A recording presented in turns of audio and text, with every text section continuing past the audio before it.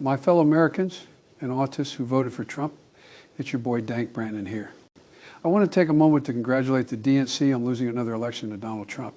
You replaced me with a candidate who has the same likability as Greasy, hobo taint and expected to win, and they say I'm the retarded one. The Democrats said that I was too old, that I was too slow, that I was a joke. Well, here's a joke for you. What do Willie Brown and the 2024 presidential election have in common? Kamala Harris blew both of them. I shouldn't have said that. But seriously, I mean, first Hillary loses to Donald and now Kamala. This man has beaten more women than Doug Emhoff. Anyways, congrats on losing to Hitler again. I hope he locked you all up this time. Dank Brandon out. Well, congratulations to all the Trumpites, Team Trump. Congratulations. I'm so happy that Trump won this election, but I'm most happy because I'm watching all the left liberals, the wokes. I'm watching all of them having an epic meltdown, guys. You need to watch this a series of videos. And that's what makes the timing, I think, of President Biden's decision to step down after the debate something that, if she does in fact lose, will be under a microscope because, of course, there was so much discussion, even over the summer, about potentially having an open primary and having that fight play out within the Democratic Party. So I think it's one of the big questions moving. There are African-American women who know a little bit about being talked down to and know a little bit about having their economic dreams crushed, who tried to dream a big dream over the past couple of months. And tonight they're trading in a lot of hope for a lot of hurt. And they were hoping that maybe this time, one of their own could be seen as worthy. And once again, they were facing rejection. And that hurts. They thought tomorrow morning they're going to walk out with their shoulders back a little bit, maybe able to breathe for the first time and feel like they belong someplace. They did everything that they knew how to do. And it's going to be harder than it should be tomorrow for them to hold their heads up. And they're not the only people who are hurting tonight. If you're a parent of a trans kid, your child's face was used as a springboard to power for somebody. That doesn't feel good. There are going to be people tomorrow, we're going to be handing clothes at the dry cleaners to people who don't have papers. There are going to be people who are going to be cleaning your teeth tomorrow who don't have papers. And they're terrified tonight. And so it's easy to blow this off. Oh, look at the elites. They're going to get their comeuppance. It's not the elite that's going to pay the price. It's people who woke up this morning with a dream and are going to bed with a nightmare. And those people didn't deserve to be respected and held and talked to. Those are the people who are going to pay the price for whatever Donald Trump decides to do. Yeah, but Van, how do we know that those people didn't vote? A large portion of those people aren't part of the people that elected Donald Trump. Well, right? I think that's a good part of the electorate. And the black women, the party, the Democratic Party, let those black women down. Not Donald Trump. Can we not let Fox News off the hook, please? I don't understand. And Newsmax and all the fake news that's been going out there. You know, one of the things that we need to do, and it's not to abolish the Department of Education. As a former teacher, believe me, he's talking about doing that. Yes. You know, kids I brought this up before, I'm going to bring it up again. In Finland, kids in nursery school are learning to discern between fake news and real news. Yeah. They should be teaching that in this country. Yeah. Teach children tolerance, teach them to think critically. Well, it would help if we could regulate social media, because one of the biggest offenders is D.C. and Congress have not been able to do one thing in regard to the rogue corporations of social media. It's not going to get any better with Elon Musk now in the eminent. Need the numbers that Joe Biden had in the suburbs, and I think we have to be blunt about why. Black voters came through for Kamala Harris. White women voters did not. That is what it appears happened in that state, is that if you can't flip enough white women, and we've talked about this on this set numerous times, is that you have a state where you've got a 6-week abortion or 12-week abortion. I think theirs might be 12 weeks. Yep. But it's a state where women lost their reproductive rights, where there was a very heavy push to get women to focus on not putting in place, re-electing, putting back into the White House the person who was responsible for taking those rights away and restoring them. But that message obviously was not enough to get enough white women to vote for Vice President Harris, a fellow woman. This will be the second opportunity that white women in this country have to change the way that they interact with the patriarchy. And, you know, God bless Shannon Watts, who has tried to have that conversation. I don't know. I'm profoundly disturbed. I think if you look at the New York Times this morning, the headline was America makes a perilous choice. I think that in 2016, we didn't know what we would get from a Trump administration, but we know now. And we know now that he will have almost unfettered power. And so I worry, not about myself, actually. I don't worry about my station in life. I worry about the working class. I worry about my mother, a retired teacher. I worry about our elderly and their Social Security and their Medicare. I worry about my children's future, especially my daughter, who now has less rights than I have. And I remember my father telling me many, many years ago that I was the first person in his family to enjoy full civil rights. And now I have less civil rights than I had when he told me that. So again, I'm profoundly disturbed that the 14th Amendment of the Constitution did not prevent someone who participated in an insurrection from becoming president of the United States. I think that going forward, the convicted felon box on employment applications better be taken off, because if you can be the president of the United States, then you should not be prevented from employment in this country, because I remember applying for my jobs as a federal prosecutor, and there was a box for convicted felons. Well, and so that box better be taken off. And I think our healthcare system is now at risk. I think no fluoride for anyone. Yeah, economists have made clear that he's going to increase the debt by $7.75 trillion. I'm worried about mass deportation and internment camps, and I'm also worried about Elon Musk warning Americans to prepare for temporary hardship. I'm surprised at the result, but I'm not surprised. As a woman of color, I was so hopeful that a mixed-race woman married to a Jewish guy could be elected president of this country.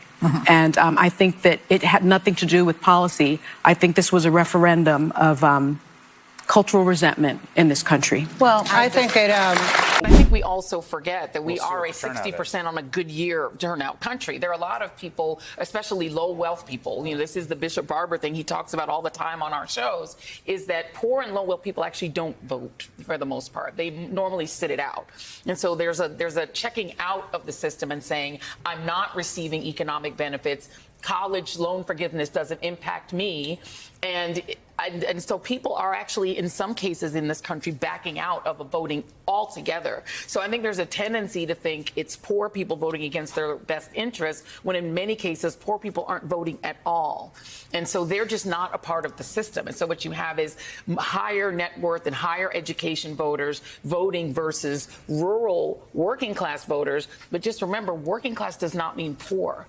You can be working class, meaning you're a non-college voter, but you actually have, you know, a second home somewhere in, you know, the Hamptons, and you work in a plumbing business, and you have you're not necessarily poor. So I think we have to be careful in characterizing it as necessarily low-wage people voting against their interests and figuring out how to get them in the system at all. These Democratic leaders are simpletons. They're servants of the donor class. So they go in there, like, oh, donor, give me money, please. And I made an ad. I'm Kamala Harris. I'm full of joy. Okay, well, what did that get you? And they say, oh, Jake, you're too angry. Too angry? What? You think, does Donald Trump look like he's kind? Does he look like he's in a good mood? I mean, no, people want some sort of reaction from their politicians. They want them to represent them, to fight for them. But that has never occurred to a Democrat outside of Bernie Sanders, and probably we never will. So look, I have no interest in listening to a single Democratic politician ever again. They can go kiss my ass, they can do whatever they want, and we never listen to them anyway, and they hate us because we're right and they're wrong. They're always wrong, and they hate us for being right, okay? So, but they're not gonna learn. You have to beat them in a primary, that's your only hope.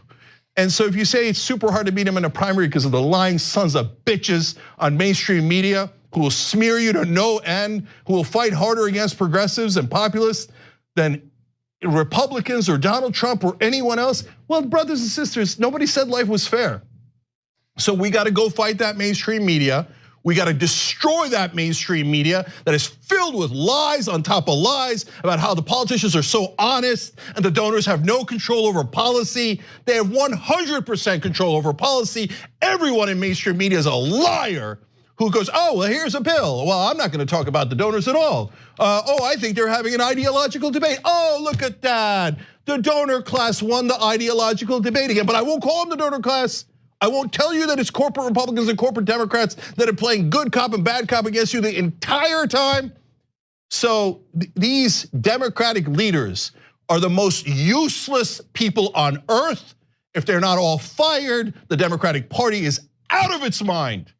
So as the voters, you have to understand, those guys have a vested interest in protecting their own ass and protecting their money and their privilege and their status. You need to fire them. They're not gonna fire themselves.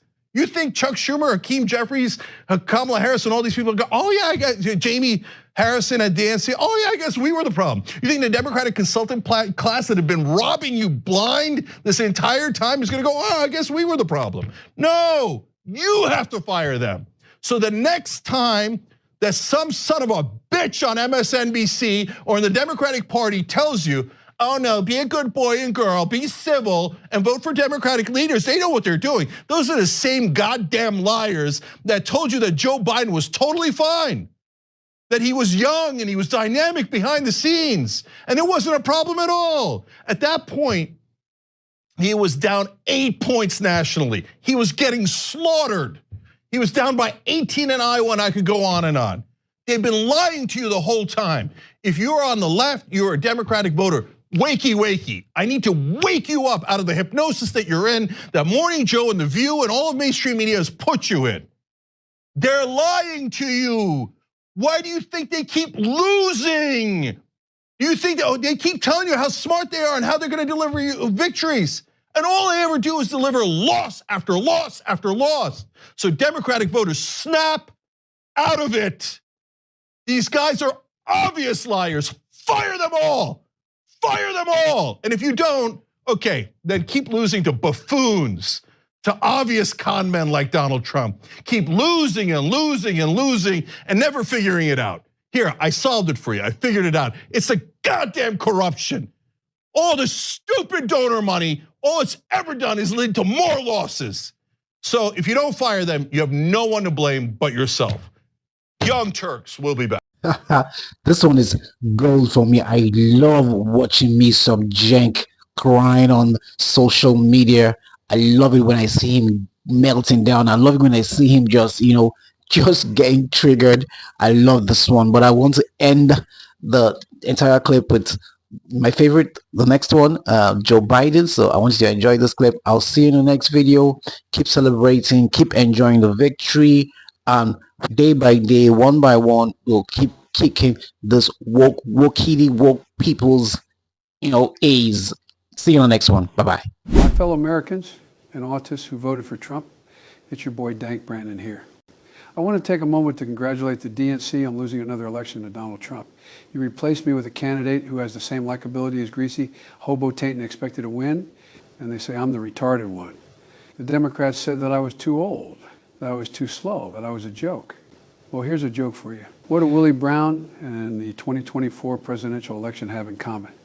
Kamala Harris blew both of them. I shouldn't have said that. But seriously, first Hillary loses to Donald and now Kamala. This man has beaten more women than Doug Emhoff. Anyways, congrats on losing to Hitler again. I hope he locked you all up this time. Dank Brandon out.